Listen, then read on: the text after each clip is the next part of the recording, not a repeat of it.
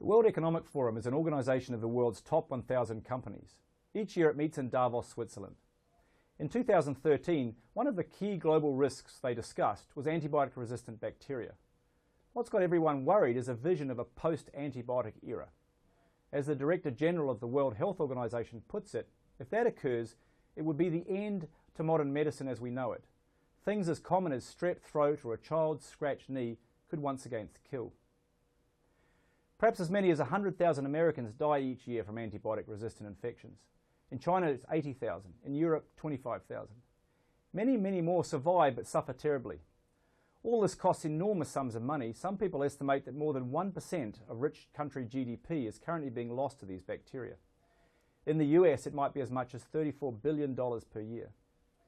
And this is all likely to get much worse as evolution proceeds and these bacteria become more and more common. And remember, we use antibiotics not just to treat infections, but also to prevent them. Medical procedures like heart surgery, organ transplantation and cancer treatment all rely on antibiotics to prevent infections in the first place. Untreatable infections in livestock could threaten food chain security. However you look at it, it's all pretty scary.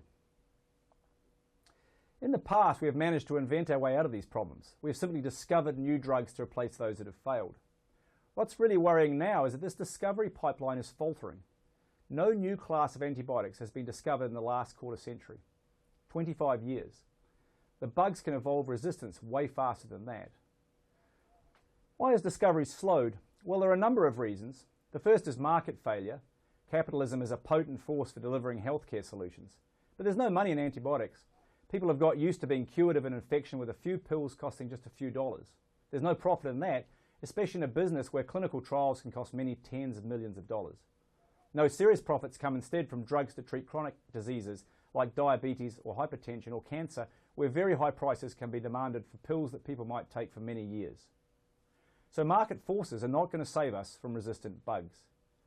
For malaria, a disease of poor countries, the only solution has been to construct a market where international organisations band together to offer to buy millions of doses of a drug if someone can invent one.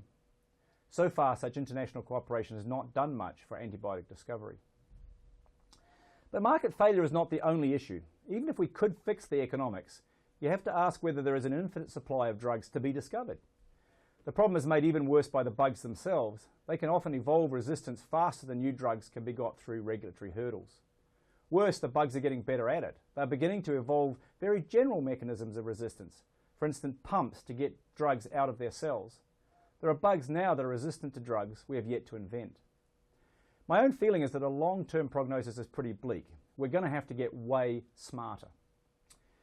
And getting way smarter means we have to get way better at protecting the drugs we already have. They are precious commodities for global good. I think we have to start looking after them better, and we have to do it with more urgency than we do, say, precious art. Lots of people say that we have to slow the use of antibiotics in agriculture, in aquaculture, and in animal husbandry. And I'm sure that does contribute to some of the problem.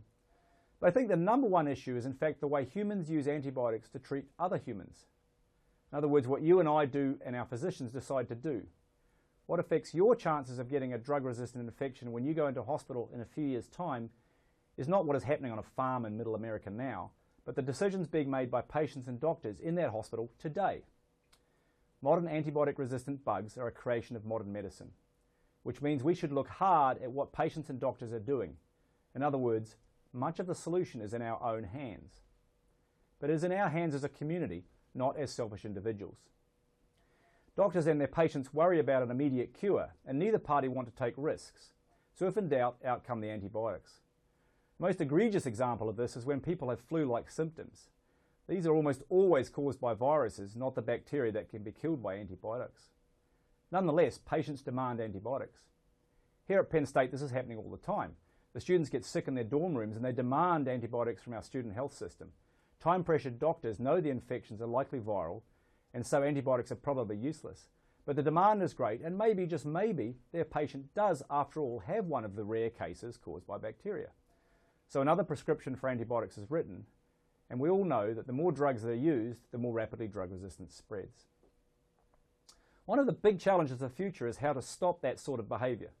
The behaviour is in effect selfish. The drugs are communal resources for us all. Using them unnecessarily is just selfish. Actually, I think that we soon will be able to solve that problem by appealing to selfish best interest, not communal pleas for restraint. One of the things we have learned over the last few decades is just how many useful bacteria you have in your gut and how much good many of them are doing for you. Each time you use antibiotics, you kill those good bacteria. I'm sure we will learn over the coming years how that contributes to obesity and autoimmune diseases like allergies and Crohn's disease. Moreover, when you hammer those good bacteria with antibiotics, they too are selected for drug resistance. In effect, you can build up a library of resistance genes in your body among the good bacteria, and any of those resistance genes can be passed to nasty bugs when they infect you. So there are good reasons not to take drugs. If you don't have to, don't take them. That's good news because sometime soon, patients and doctors will themselves only want to use antibiotics when they really need to, and that has to be a start.